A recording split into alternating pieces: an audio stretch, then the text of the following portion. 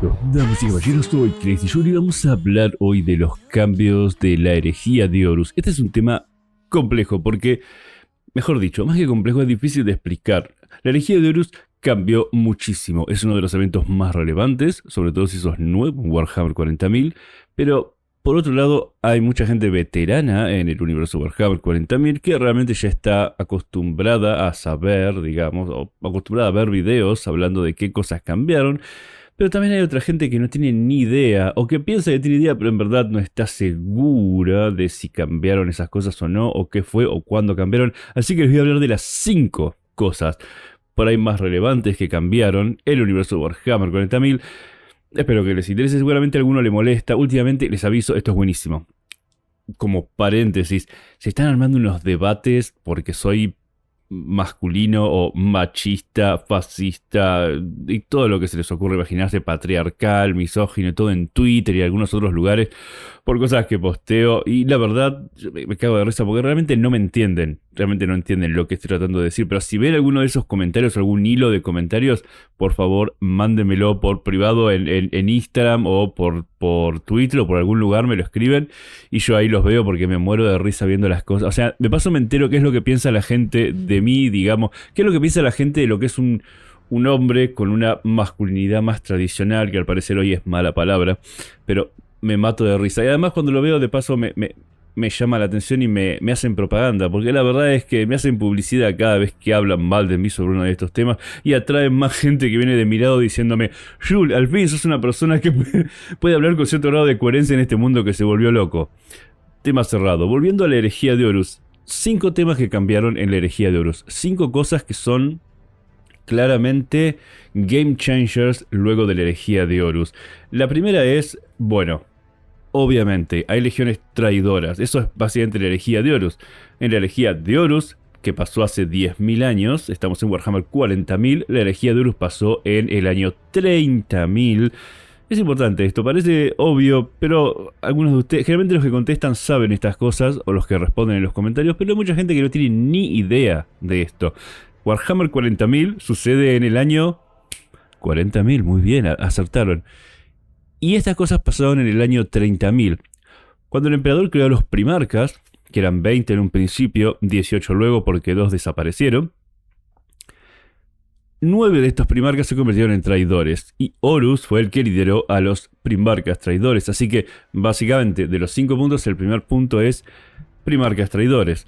La mitad de los primarcas se hicieron traidores, la otra mitad de los primarcas quedaron leales. Así que, básicamente, hubo una división en lo que es la humanidad a términos de humanos leales al emperador o leales a la humanidad típica y humanos leales al caos. Ese es el primer punto importante que sucedió hace 30.000 años. Entonces, legiones traidoras, legiones leales. Punto 1. Punto 2. El punto 2 creo que es bastante relevante porque es uno de los temas que afectó bastante al mundo y es un tema relevante porque no creo que vuelva, digamos, a este individuo, que es Sanguinius. Sanguinius es uno de los primarcas, era uno de los primarcas leales al emperador. Sanguinius, cuando llegaron los traidores a Terra y atacaron Terra, Sanguinius defendió Terra con uñas y dientes, muy hábilmente, uno de mis primarcas favoritos, si no mi favorito, porque los ángeles sangrientos también, o los Blood Angels, digamos, son mi capítulo favorito, uno de mis favoritos, definitivamente. Sanguinius se fue a la nave insignia de la herejía de Horus, donde estaba Horus, y peleó contra Horus. Pero a pesar de que Sanguinius pudo dañar a Horus, Horus lo finiquitó a Sanguinius y lo terminó matando. Y la verdad es de las pocas cosas que realmente se consideran muertes, porque lo mató. Generalmente hay cosas que dicen, bueno, sí, desapareció, o tuvieron un conflicto, o pareció que lo mató, pero en verdad puede volver. En el caso de Sanguinius, realmente Horus teóricamente lo mató a Sanguinius, a pesar de que en verdad no hay muchos testigos de esto. Se menciona muchas veces, es como muy canon, digamos, dentro de lo que es Warhammer 40.000, que Sanguinius murió a manos de Horus, aunque en verdad podrían surgir historias donde de repente se dice que Sanguinius no murió, o que pasó otra cosa porque los testigos fueron muy pocos, o que el emperador inventó lo que vio, o lo dijo, o lo interpretaron mal, o lo que miércoles sea. pueden hacer ese tipo de cosas, porque Games Workshop hace ese tipo de cosas. Hace bastante ese tipo de cosas, digamos, los cuales tienen... Calculen que yo sigo Warhammer 40.000 hace décadas. Décadas que sigo Warhammer 40.000. Y aseguro muchas cosas del lore, pero la verdad es que por más que asegure muchas cosas del lore, no son necesariamente completamente ciertas o completamente canon.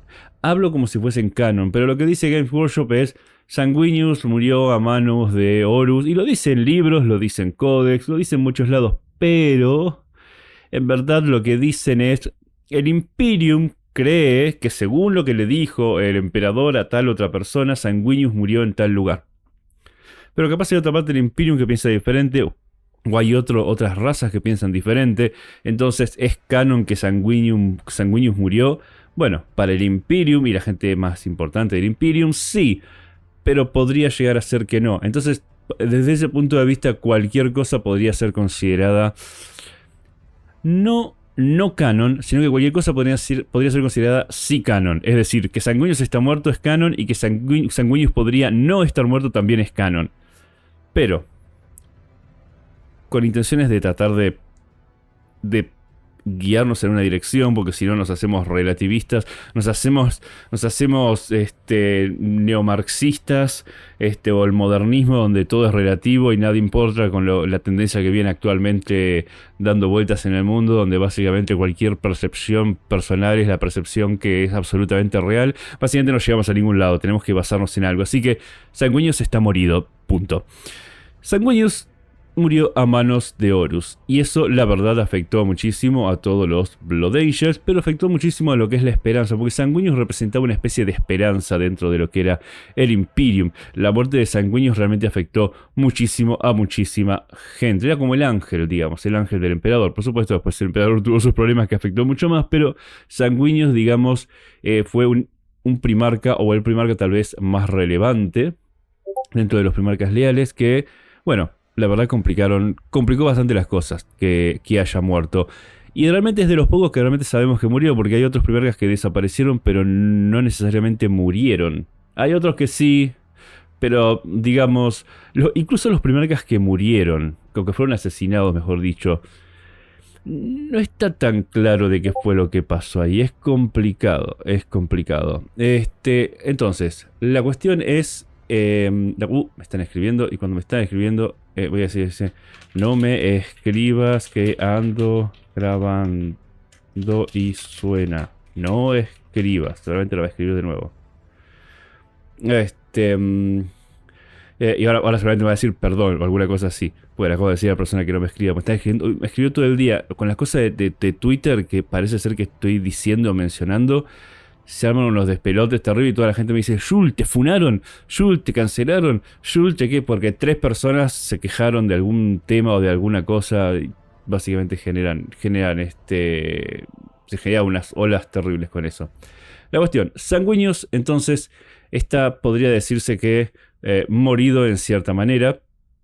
Y la verdad es que probablemente es de los pocos primarcas que realmente estén muertos, y si lo hacen volver, porque dijeron que lo iban a hacer volver a Sanguinius, pero la verdad es que es muy difícil que lo hagan volver a Sanguinius, a menos que lo hagan volver de forma espiritual, como si fuese una especie de Saint Celestine.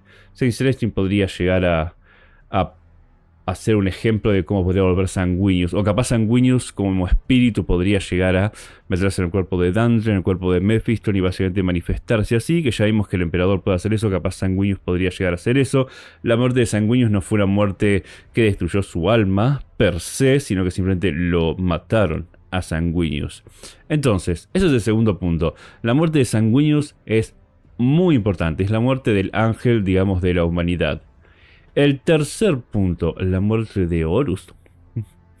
Digamos, así como el primarca principal de los buenos, en muchos casos podría considerarse Sanguinius, no fue el único, pero Sanguinius podría considerarse que es el primarca líder de los buenos, o capaz el que lleva el estandarte más que el líder, porque no necesariamente es que la gente lo seguía y los demás primarcas lo seguían, pero podría decirse que es el que llevaba el estandarte de la lealtad al emperador.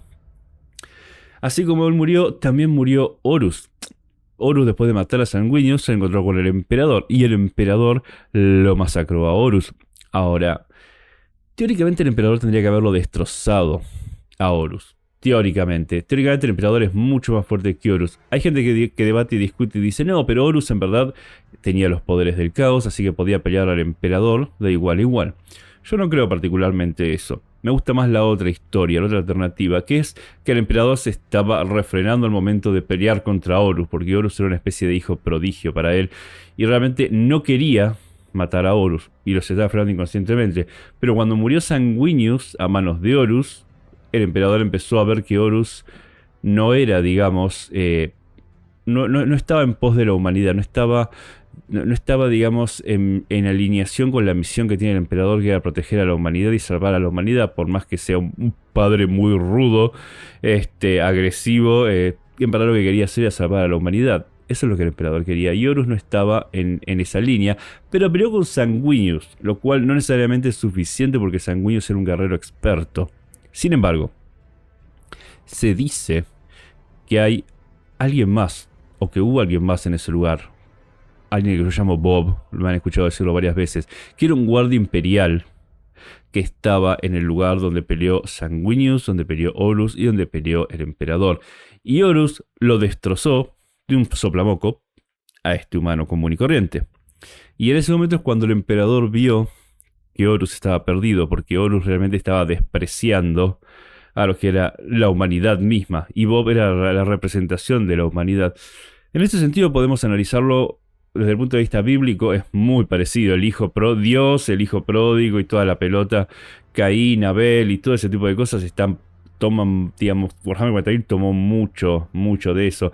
Y como digamos que son como los ángeles, los primarcas. Los primarcas de por sí son como los ángeles. Y justamente el problema de los ángeles es que los ángeles que cayeron, en especial Lucifer, es el ángel, digamos, que cayó, fue porque tenía envidia de los humanos o simplemente no quería estar por debajo de los humanos.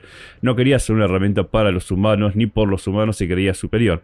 Entonces, desde ese punto de vista, cuando Horus masacra a este humano, simplón, el emperador dice, ok, chup, desactiva el modo padre protector y le mete un soplamoco a Horus que lo desintegra. Ahora, creo que Horus es la persona más muerta de Warhammer 40.000. Porque el soplamoco astral que le dio el emperador a Horus lo esparció por toda la galaxia. Los 4 dioses del caos intentaron reunir a Horus de nuevo y no pudieron, de tan disperso que quedaron los átomos de Horus por toda la fucking galaxia. Así que creo que Horus está totalmente muerto y absolutamente muerto. Así como pienso que Sanguinius puede llegar a volver de manera espiritual, no creo que Horus pueda volver de ninguna manera, a menos que lo clonen. Pero es un problema aparte de clonación, porque cuando clonas a un individuo no necesariamente es el mismo individuo, porque en Warhammer 40.000 existe el concepto de alma, y el alma está relacionada al poder del individuo y a la mente del individuo, así que clonar a alguien es muy difícil. Se han clonado primarcas, es bastante complicado el tema. Así que el tercer punto de cambio vendría a ser ese. Murió el líder de la rebelión, el líder de los malos. Entre comillas, son traidores, no son malos particularmente. El Imperium no es algo bueno particularmente tampoco, pero... Entonces, hasta ahora tenemos 3 puntos muy importantes que cambió la herejía de Horus. El primer punto, separó a las legiones a la mitad, entre traidoras y leales. El segundo punto, murió el primarca líder de los leales, Sanguinius. Gran golpe para la humanidad. Tercer punto, murió Horus, el primarca traidor de los traidores, el líder de los traidores, lo que era el representante de la herejía, que por algo se llama la herejía de Horus. Murió Horus. Ese es el tercer cambio importantísimo, digamos, que tiene que tener en cuenta dentro de lo que es todo el inconveniente de la herejía y de los grandes cambios de la herejía. Cuarto punto, el emperador. El emperador quedó postrado. El emperador quedó postrado luego de pelear contra Horus. Horus lo dañó a tal punto, sea por las razones que dije yo, digamos, porque simplemente el emperador no quiso pelear o no estaba dispuesto a pelear contra uno de sus hijos, o porque en verdad tal vez Horus era demasiado fuerte. Eso es muy subjetivo, digamos, pueden pensarlo como mejor les parezca. Ambas opciones están sobre la mesa, les dije cuál es mi opinión, pero puede ser otra. No sé si Games Workshop tiene una que sea más canon que la otra, la verdad es que no lo sé, pero el emperador quedó postrado, el emperador quedó prácticamente muerto. Y eso cambió muchísimo todo, porque el emperador estaba liderando a la humanidad. Para que se den una idea, este es uno de los cambios más grandes más grandes que se produjeron dentro de toda la humanidad, porque la humanidad estaba totalmente dispersa en la galaxia, totalmente dispersa. Y el emperador, cuando hizo la cruzada de unificación, lo que hizo fue unificar a toda la humanidad, a buscar todos los planetas, volver a reconquistarlos, tomarlos, algunos por las fuerzas, otros no, pero fue una unificación que básicamente ponía a toda la humanidad bajo el ala del Imperium, o sea, dentro de lo que es el Imperium. Entonces, eso los juntaba a todos y les permitía, digamos, que trabajasen en conjunto, y el emperador estaba trabajando justamente en el proyecto de la telaraña relacionado con el trono dorado para poder viajar rápidamente entre los diferentes puntos de la galaxia, porque la humanidad está muy distribuida a lo largo de toda la galaxia y muy separada. Pero con esta unificación, digamos, cambiaron muchísimo las cosas. Y las cosas fueron muy bien, digamos, para lo que es la humanidad. Se hizo una potencia, una fuerza muy grande.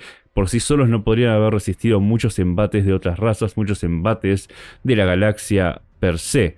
Cuando el emperador muere, todo esto como que se frena. Y lo que hacen es utilizar el trono dorado, que era parte del proyecto de la telaraña, parte del proyecto en el cual él quería crear un lugar para viajar entre los diferentes mundos. Utilizan el trono dorado como una especie de cámara de preservación para el emperador. Por lo tanto, lo sientan al emperador en el trono dorado. Y el emperador sigue vivo, pero solamente psíquicamente. Su cuerpo es básicamente un vejestorio sentado en un trono que ni siquiera habla o se manifiesta, sino que quedó, bueno, no puede actuar directamente, pero se supone que mantiene a raya el caos. De hecho, hay un portal que se generó durante la herejía de Horus que está abierto en la Tierra, en la cual pueden entrar los demonios a la Tierra. Y los demonios pueden entrar al centro de la Tierra directamente, lo cual sería un desastre. El emperador los mantiene a raya. El emperador también alimenta la luz de la Astronomican, que es básicamente la luz de Terra que les permite a las astronaves viajar a través del Immaterium. O sea que el emperador es extremadamente relevante a términos de todo lo que es, todo lo que es evitar la caída del Imperium. Si no estuviese el emperador sentado en el trono, por más que no haga nada, si no estuviesen los poderes psíquicos del emperador, el caos invadiría la Tierra y se apagaría cualquier tipo de luz que sirviese como guía para navegar el Immaterium, y no podrían navegar. Es decir, que las naves para llegar de un mundo a otro tardarían años y años, y la verdad sería imposible manejar un Imperium de esa manera. Así que el emperador haya caído es muy relevante, porque se empezaron a encargar de manejar todo lo que es el Imperium los señores de Terra, digamos. Y bueno, actualmente Guilliman, pero no es el emperador el que está guiando las cosas, simplemente es una especie de fuerza que está ahí, y algunos lo interpretan y suponen o presuponen lo que puede llegar a querer hacer el emperador. Pero eso es muy importante. Ese es el cuarto punto. Repasemos. Punto 1. La herejía dividió las legiones entre traidores y leales. Punto 2. La herejía mató a Sanguinius, el ángel de los primarcas de la humanidad. Punto 3. La herejía mató a Horus, soplamoco astral que le dio el emperador, el líder de la herejía, el líder de los ángeles malvados o de los primarcas malvados. Punto 4. El emperador quedó postrado y ya no pudo actuar ni hacer absolutamente nada más que mantener básicamente un escudo y una asistencia hacia la humanidad a través de sus poderes psíquicos. Y el quinto punto de cosas que cambiaron el Imperium o cambiaron a la humanidad luego de la herejía de Horus es una reformulación política, en la cual voy a incluir tanto a la eclesiarquía como el Codex Astartes. El Codex Astartes es muy importante, porque hasta el momento los capítulos eran capítulos de primera fundación. Los capítulos podían ser capítulos enormes, inmensos, de miles y miles de Space Marines. Sin embargo, después de que se produjo la herejía de Horus, después de que se produjo la traición, empezaron a dividir en compartimentos a los Space Marines, de modo de que si de repente se corrompía un líder, no corrompía a tanta cantidad de Space Marines. Entonces, el Codex Astartes, que fue escrito por Robute Guilliman, primarca de los Ultramarines, lo que dice y determina es, bueno, para empezar, un grupo de reglas de cómo tiene que diagramarse un ejército, y para seguir, que no puede ser mayor de 1000 la cantidad de Space Marine que se tiene en cada uno de los capítulos. Es decir, y eso lo repetí muchas veces y a la gente le cuesta como captarlo, Pero tanto los Ángeles Sangrientos, como los Ultramarines, como los Ángeles Oscuros y cualquier capítulo de Space Marine no son más de 1000. No hay más de 1000 Space Marine de los Ultramarines, no hay más de 1000 de los Ángeles Sangrientos, no hay más de 1000. Hay excepciones, tenemos excepciones como pueden ser los Templarios Negros que se fueron a la miércoles, se cagan en el Codex Astartes y son como 7000, 8000, capaz son más, quién sabe, pero digamos, eso fue muy importante porque empezaron a aparecer lo que son los capítulos sucesores.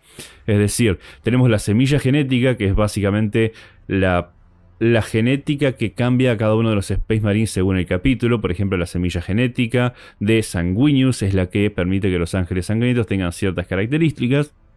La de Gilliman hace que los Ultramarines tengan ciertas características. Lionel Johnson, Ángeles Oscuros.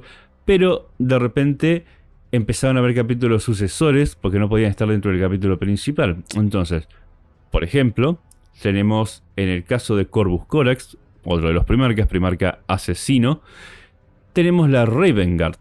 La Raven Guard, que es la Guardia del Cuervo, es un capítulo que tiene 1000 Guardia del Cuervo, sigue el Codex Astartes, irónicamente porque es bastante raro que siga el Codex Astartes la mayoría de los capítulos principales, pero todos los que sobraron pasaron a ser otros capítulos. Y por ejemplo los Carcharodons, que son los hombres tiburón, son otro capítulo de Space Marine, son un capítulo sucesor, que tienen la semilla genética de Corax, pero que son un capítulo de Space Marine diferentes, que tienen otras reglas, se guían de manera diferente. A pesar de que todos responden, digamos, a la semilla genética de Corax, no tienen el mismo maestro de capítulo. Y así hay un millar de capítulos de Space Marines, así que esto cambia muchísimo, hace muchísima diversidad. El mundo que jugamos hoy por hoy del Imperium, sobre todo con Space Marine, está, bueno, limitado a 1000 Space Marine por capítulo, por eso tenemos tanta cantidad de capítulos de Space Marine y podemos crear nuestros propios capítulos de Space Marine, que es el video que les voy a dejar al final de cómo crear su propio capítulo custom de Space Marine. El Codex Astartes cambió bastante la forma en la que se reestructuró toda la parte de gobierno y la parte militar en lo que es la humanidad. Es muy importante el Codex Astartes, aunque les digo la verdad es una referencia porque la mayoría de los capítulos no los siguen, pero sí siguen ciertos conceptos de Codex Astartes, sí siguen ciertos conceptos. La parte de solamente 1000 la suelen seguir, pero no necesariamente usan los nombres que Gilliman determinó o plasmó en el Codex Astartes. Y la otra parte es la eclesiarquía, porque básicamente el emperador detesta ser un dios, no quiere ser un dios, no cree en los dioses el emperador, literalmente, y no aspiraba a ser un dios particularmente, no quería que lo alaben a él. Sin embargo, desde que quedó en el trono dorado se formó toda una iglesia alrededor del emperador y un fanatismo mucho más loco por el emperador, que tiene que ver con una devoción que en verdad no es algo que el emperador particularmente quisiera. Si el emperador se levantase del trono, probablemente diría: ¿qué miércoles hacen rindiéndome culto como si fuese un dios? Y no soy un dios, o sea, soy el líder. Decime que no hago una orden y te arranco la cabeza, pero no soy un dios. Aunque probablemente sea lo más parecido a un dios que tienen los humanos. Los humanos, es extremadamente épico el emperador, pero no es algo que el emperador quisiera. Y se generó toda una especie de culto alrededor del emperador y una especie de eclesiarquía que no está claro si el emperador en verdad lo quiere o no lo quiere, o si permite que pase o no permite que pase, porque teóricamente tiene influencia el emperador, pero no la está utilizando, por lo menos no para frenar esto. Y tenemos determinados capítulos como los Templarios Negros o inclusive las Armadas de Batalla, que son muy devotas al emperador y que convirtieron esa lealtad en fe. Y no está mal, digamos, porque en verdad son capítulos extremadamente leales, que básicamente luchan por el emperador con una lealtad inquebrantable, pero actualmente esa lealtad se convirtió en una especie de fe inquebrantable porque el dios pasó de ser una persona a ser más bien una fuerza, y está como ahí en el medio y no sabemos qué es lo que va a pasar. Pero bueno, ese es el quinto cambio. El quinto cambio es el Codex Astartes y la eclesiarquía, la reestructuración del Imperium luego de la herejía de Horus. Y esos son los 5 cambios de los cuales quería hablarles. Y dicho sea de paso, quiero decirles que en verdad le quedan menos de 100 años al Trono Dorado en funcionamiento. Está fallando y queda muy poco tiempo para que el Trono Dorado falle. Si el Trono Dorado falla, el emperador muere, los demonios entran a la Tierra y la destruyen. No sé qué van a hacer, pero van a tener que sacar algo porque hablaron ya en una de las novelas que queda muy poco tiempo para que el Trono Dorado deje de funcionar. O lo reparan, o alguna cosa va a cambiar y va a ser importante dentro del universo de Warhammer 40.000. Vaya a saber cuándo lo cambian, cuándo hablan de esto y cuándo pasan 100 años más. Vaya a saber. Pero eso es una nota al pie, digamos, no lo tomen en cuenta. Así que ahí tienen los 5 cambios más importantes de lo que fue la herejía de Horus. Espero que les haya servido de algo, tanto para refrescar información de las personas que ya sabían sobre esto, pero capaz refrescar un poco de información sobre cuáles son los temas o cuándo pasaron o por qué pasaron los temas. Y los que son nuevos, bueno, ahora tienen información real de qué fue lo que cambió luego de la herejía de Horus. Si les sirvió esto, los entretuvo, tírenme un like. Los likes ayudan muchísimo a cada uno de los videos, en especial en este tiempo de hate que tengo, digamos, porque hay mucha gente que reporta a mi canal simplemente porque piensa que soy un machista, patriarcal, fascista, malvado y simplemente tiran report porque se les canta. En verdad me dan publicidad, no cambia mucho la verdad, pero afecta. La gente, digamos, que me aprecia y la cual aprecia que le dé contenido, tirándome likes en los videos o viendo los videos, es como que aporta para el lado positivo. O sea que hay gente, digamos, que está de acuerdo conmigo, entonces los likes realmente me ayudan mucho en ese sentido. Damas y caballeros, voy a dejarles, como les dije antes, cómo crear su propio capítulo de Space Marine. Todo el mundo en algún momento quiere crear un capítulo de Space Marine. Hay reglas para crear un capítulo de Space Marine, de un capítulo traidor o leal, pero de Space Marines al fin, con su propio esquema de colores, su propio color. Les voy a dejar el video aquí en un costado. De momento voy a pasar a retirarme. En un rato más voy a estar en Twitch. Voy a estar en Twitch jugando con mi filosofía, la filosofía del filo durmiente. Le pongo el nombre Cool porque estamos en universos cool, así que tengo que poner un nombre que suene rimbombante y pomposo.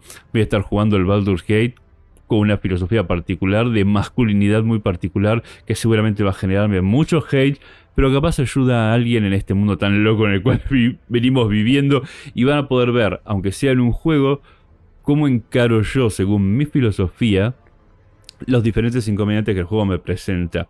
Y cómo separo, digamos, lo que es ser un hombre extremadamente tóxico y destructivo de un hombre que es extremadamente violento y destructivo, pero que de alguna forma lo canaliza eso para hacer el bien. Y eso es lo que les quiero mostrar en un juego tan importante como Baldur's Gate, que tiene la posibilidad de tomar decisiones y elecciones. Y aunque no son reales, por supuesto, da lugar para que hablemos entre ustedes y yo durante el stream de por qué hago tal cosa y cómo harían ustedes tal otra cosa, porque muchos de ustedes capaz harían las cosas de forma diferente.